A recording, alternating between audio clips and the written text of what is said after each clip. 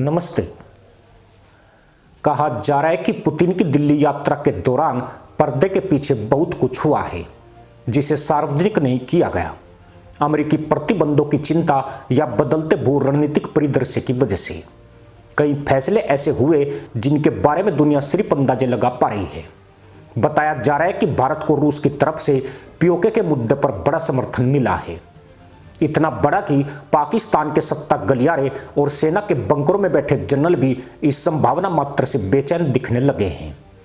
सवाल यह है कि क्या पुतिन भारत मुलाकात केवल तस्वीरों, दस्तावेजों और डेलीगेशन इस्माइल्स की कहानी थी, या उस टेबल के नीचे वह समझौता भी तैयार हुआ जिसने पीओके की रातें अंधेरी और पाकिस्तान की नींद अधूरी कर दी।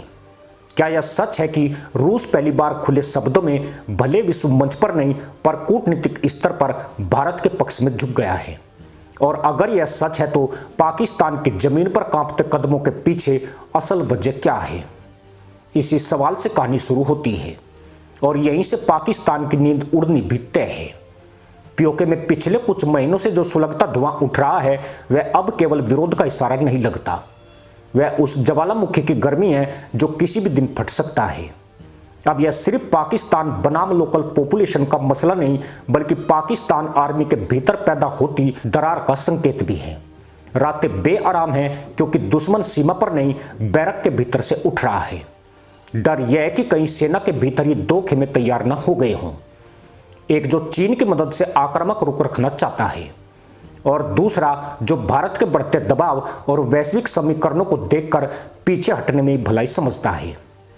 इस फूट का असर पीओके की जमीन पर दिख रहा है और यही वह सच्चाई है जिसे पाकिस्तान छिपाने की हजार कोशिशों के बाद भी दबा नहीं पा रहा है। ये जो दहशत करती है,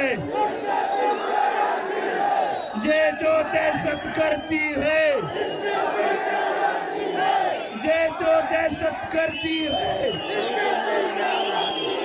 ये जो मारामारी है, ये जो मारामारी है,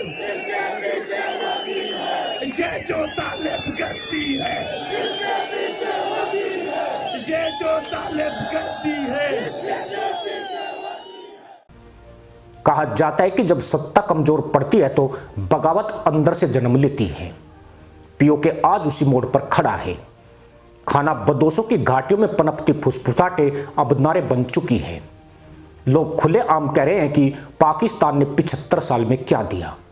सड़कें टूटी हुई, बिजली सड़ी हुई, रोजगार गायब और ऊपर से सेना का दमन। पीओके के आम नागरिक पूछ रहे हैं, हम पाकिस्तान के हैं या सिर्फ उसकी मिसाइल शील्ड? इतना गुस्सा, इतना आक्रोश सिर्फ पेट और जेब का मामला नहीं है, यह अस्मिता का प्रश्न है। हम कौन हैं, हम किसके लिए मर रहे हैं और किसके लिए खून बहा रहे हैं? यही सवाल जब जनता पूछने लगे तो समझिए झंडे गिरते हैं, सरकारें डोलती हैं और सत्ता की दीवारें हिलने लगती है। जो कभी पाकिस्तान का ताज कहा जाता था आज वही पीओके उसके लिए मिर्च की तरह आंखों में चुभ रहा है। प्रदर्शनकारियों ने पाकिस्तानी झंडे जला दिए, प्रधानमंत्री और आर्मी चीफ की तस्वीरें फाड़ दी, कई जगह सेना पर पत्थर बरसे और कई सैनिक रात में चौकियों से गायब मिले क्योंकि भीड़ का सामना करने का आदेश उन्हें मिला ही नहीं था। यह आदेश कौन रोक रहा है? कौन नहीं चाहता कि सेना कार्रवाई करे? क्या सेना का ऊपरी हिस्सा अब इतना बढ़ चुका है कि कमांड फ्लो रुक गया? क्या जनरल और ब्रिगेडियर दो दिशाओं में बंट चुके हैं?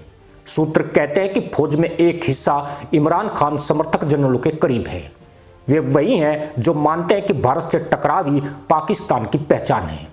दूसरी तरफ वह धड़ा है जो शहबाज सरकार के साथ है, जो आईएमएफ, अमेरिका और अंतर्राष्ट्रीय फंड के आगे झुकने में कूटनीति देखता है। समस्या यह है कि पीओके दोनों के लिए हथियार बन चुका है। एक पक्ष कहता है भारत से उलझे रहो, तनाव रखो, एलओसी पर हलचल बढ़ाओ। दूसरा पक्ष कहता है दुनिया बदल गई है, रूस भारत समीकरण बदल रहा है, चीन भी अपनी सीमाओं में उलझा है, गलती की तो पाकिस्तान अकेला पड़ जाएगा। इसी असमंजस में आदेश ऊपर से आता है पर मैदान में बैठा मेजर और कैप्टन उसे लागू नहीं करता। कुछ चौकियों में जवानों ने कहा हम लोकल पर गोली नहीं चलाएंगे। क्या यह विद्रोह था या विवेक? यह सेना के शीर्ष को बताने में हिचक दिखाई गई। कई रिपोर्टें दबा दी गई, फाइलों में बंद हो गई। जो आवाजें GHQ तक पहुंची, वहां बैठने वालों ने उन्हें छोटी घटनाएं कहकर नजरअंदाज किया। लेकिन इतिहास कहता है बड़े पतन हमेशा छोटी घटनाओं से शुरू होते हैं। उधर ISI अपनी खुद की बिसात बिछा रही है। POK में उसे लगता है कि मिलिटेंसी फिर जगा दी जाए तो भारत पर दबाव बढ़ेगा, पर सेना के नए धड़े को डर है अगर भारत ने किसी भी रूप में काउंटर मूव की तो POK हाथ से निकल सकता है। वहीं पुराना गुट सोचता है कि मिलिटेंसी POK पर कब्जा जमाए रखने का एकमात्र रास्ता है, यानी 2 एजेंडा 2 सोच और 1 जमीन। यही विस्फोटक संयोजन पाकिस्तान की असली नींद उड़ा रहा है। अब पुतिन की दिल्ली यात्रा को जोड़िए। अगर रूस ने भारत को POK पर नैतिक या परोक्ष समर्थन दिया, अगर UNSC में पाकिस्तान विरोधी रुख अपनाने की सहमति भी मिली तो पाकिस्तान की रणनीति हवा हो जाएगी। चीन आर्थिक बोझ नहीं उठा पा रहा। सऊदी ने भी साफ कर दिया है कि मुफ्त का पेट्रोल अब नहीं मिलेगा। ऐसे में रूस का भारत के साथ झुकना पाकिस्तान की सबसे बड़ी चिंता है। जनरल जानते हैं अगर रूस भारत का पक्ष लेता है तो संयुक्त राष्ट्र में POK पाकिस्तान का कानूनी दावा बचाना लगभग असंभव हो जाएगा। यही वह भविष्य है जो रावलपिंडी को रात में जगाए रखता है। सवाल यह है क्या POK टूटने की ओर है? इतिहास, हालात और भू राजनीति तीनों कह रहे हैं हाँ। सेना की फूट मतलब नियंत्रण कमजोर, जनता का विद्रोह मतलब शासन का हिलना। अंतरराष्ट्रीय समीकरण बदल रहे हैं। भारत अब सिर्फ क्षेत्रीय ताकत नहीं, वैश्विक निर्णय केंद्र बन रहा है। पाकिस्तान की अर्थव्यवस्था गिर चुकी है। डॉलर के आगे रुपया घुटनों पर है। बजट कर्ज से लिखा जा रहा है। ऐसे में POK को संभालने का सामर्थ्य कहां से आएगा? कभी पाकिस्तान सोचता था कि POK उसके गर्दन पर नहीं मुकुट पर है, पर आज वही मुकुट कांटों में बदल चुका है।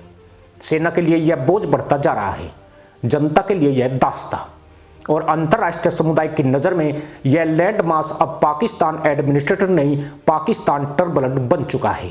तो अंत में तस्वीर साफ है, POK पाकिस्तान के कब्जे में नहीं, पाकिस्तान की चिंता में है।